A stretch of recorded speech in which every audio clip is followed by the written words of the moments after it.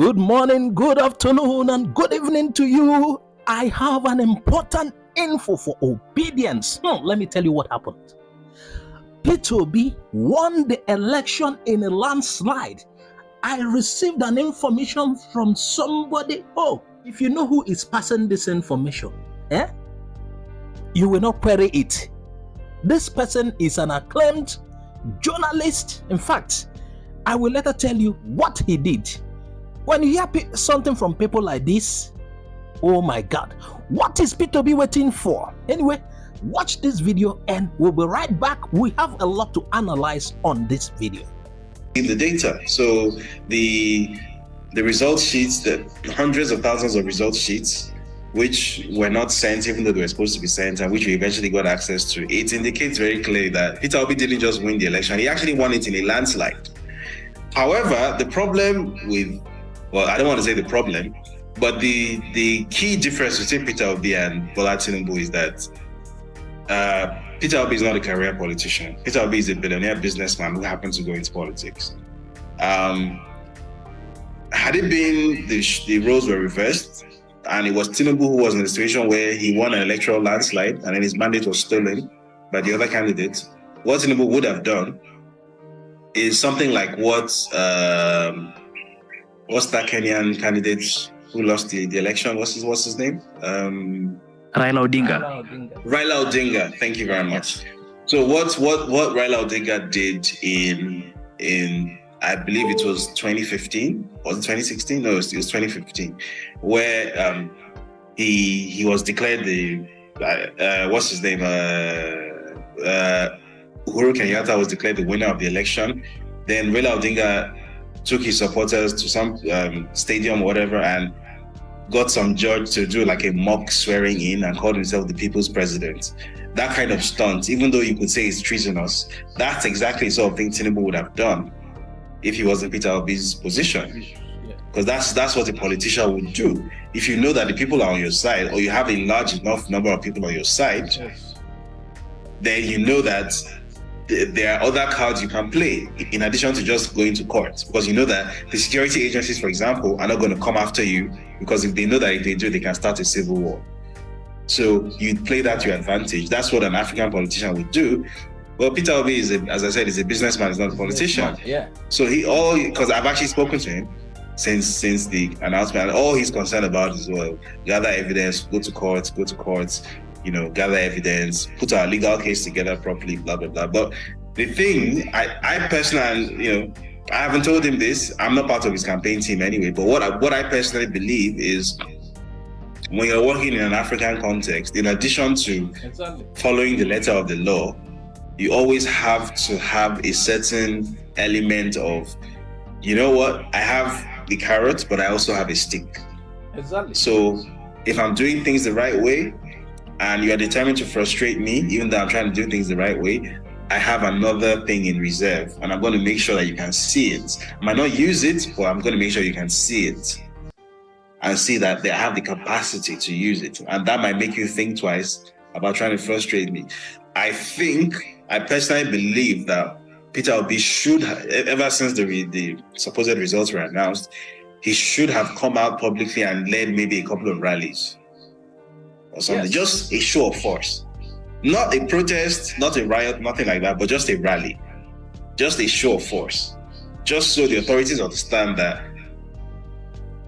this thing isn't going to be as easy as you think it is. It's not a matter of you just declare anyone you like to be the winner and then the person gets sworn in, and that's the end of that. The youth are still here. They're still on the streets. They've not gone anywhere. And you're going to have to answer that question to them. That's what I think he should have done. But ultimately, obviously, I mean, he's the one running for president, not me. And, I can only speak as an outsider. I mean, if I knew as much about politics as he does, probably I'll be the one who would have been running for president, not him. So, but we have to wait and see. Hello, great people. Are you there? Have you heard that? First of all, I will start by telling you who is the guy you just watched. His name is David Hundeyin. He's an award-winning journalist, and not just journalist, an investigative journalist. Yes. He's the same guy who busted Festus Keyamo on the Tinubu drug whatever. And he's the same, he has been involved in so many expositions, including the NASCO thing. You heard about the NASCO sponsoring whatever group in Nigeria. This is the same guy.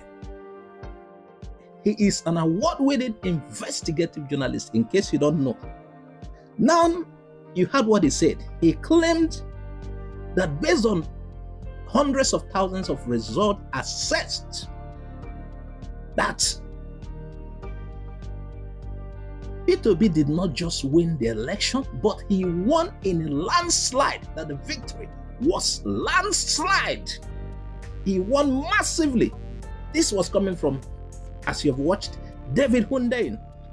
But according to him, the problem is that Peter Obi is not a career politician, okay? He's just a businessman. He doesn't know how to play. Or maybe, I don't know, Peter Obi is full of surprises. He might come out later with certain surprises. We don't know. You understand? Peter Obi might have some packages. Remember in his first press conference after the election, he said he will prove in the court that they won. And this guy is saying that they didn't just win, they won in a landslide.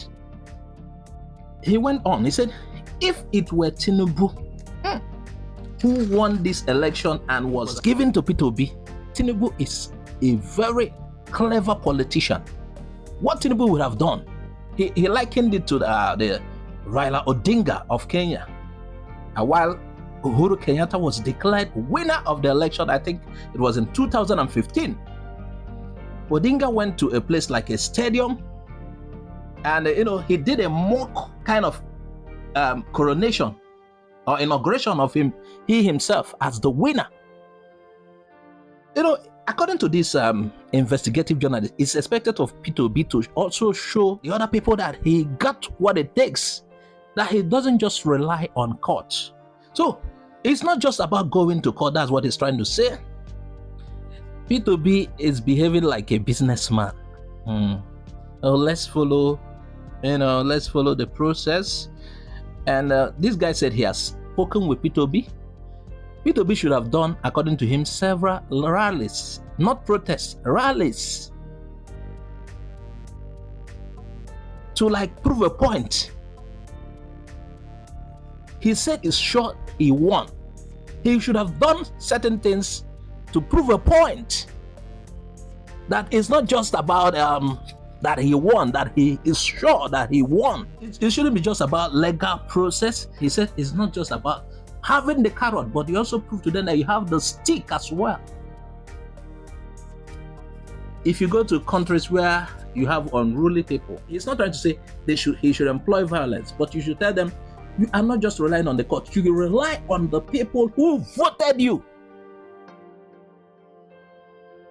You should have reserves, because the person you are dealing with is trying to frustrate you. It's not just about INEC announcing anything and think you can go with it. No, you prove to them that you can't just disenfranchise Nigerians. You tell them you are prepared for what it takes. I too, at a point in time, I was like, Peter Obi is too dull to handle this. Yes, I was like, post-election matters. I was expecting him to publish the results from the situation rooms. Most of this party have the results. They know the result. Just sincerely, even PDP know the winner of this election. APC knows the winner. And most of those parties, they know the winner of this election, irrespective of whatever INEC has announced. I watch Uwezoke. That's what he used to say. You shouldn't just be like the crying party.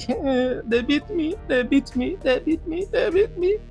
Tell them you got what it takes. It's not just about the court. I'm not talking about violence. That's what Hunde is saying. It's not just about violence, but tell them you have other materials, you have other approaches to getting your mandate, because you are sure you won. You have the youths by your side.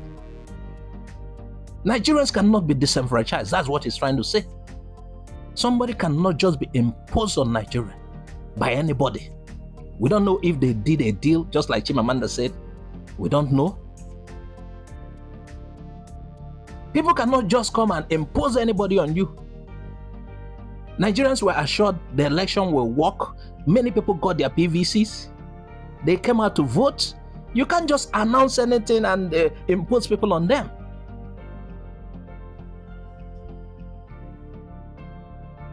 So David Hunde is saying he should have done rallies telling these people, we are there, we know that we won. You will not say shakingly.